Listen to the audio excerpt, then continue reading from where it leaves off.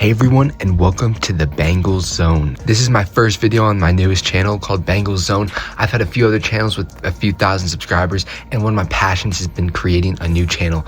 So without further ado, let's get into the newest Cincinnati Bengals news.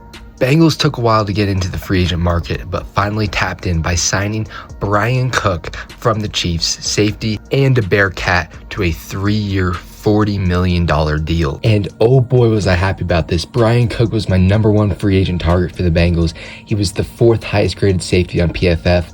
Said what you want about PFF, but being the 4th highest graded, either way, if you agree with PFF or not, is still incredible.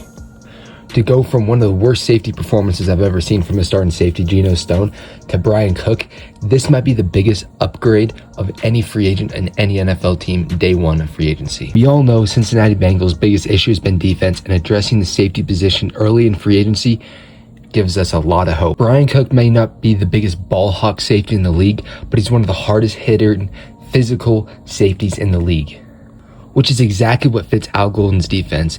And he's a way more complete player than Geno Stone was. Geno Stone was a ball hawk, I'll give him that, but he lacked on almost every single other point. Geno Stone led safeties in missed tackles last season. Bryan Cook is an absolute dog at tackling. After last season, Bryan Cook missed a total of 6 missed tackles. And if you look at these missed tackles, some of them are questionable if they should be considered missed tackles in the first point.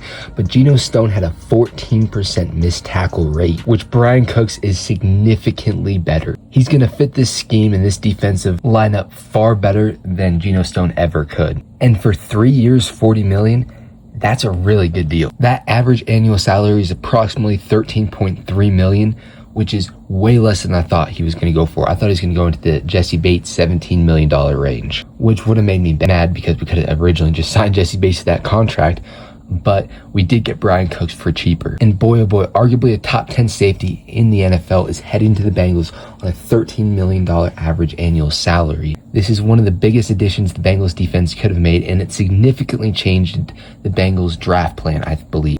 As good as I think Caleb Downs will be, and as much as I wanted the Bengals to draft Caleb Downs, I now believe they will go in the direction of Peter Woods or even Mainsor Delane, which sucks because I'd love to pair Caleb Downs up with Bryan Cook, but realistically that wouldn't make sense because Jordan Battle is still a very solid safety.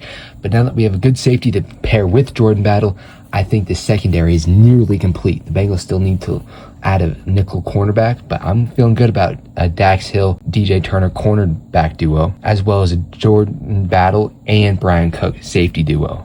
Add one more safety in the loop, and I'm feeling really good about this secondary.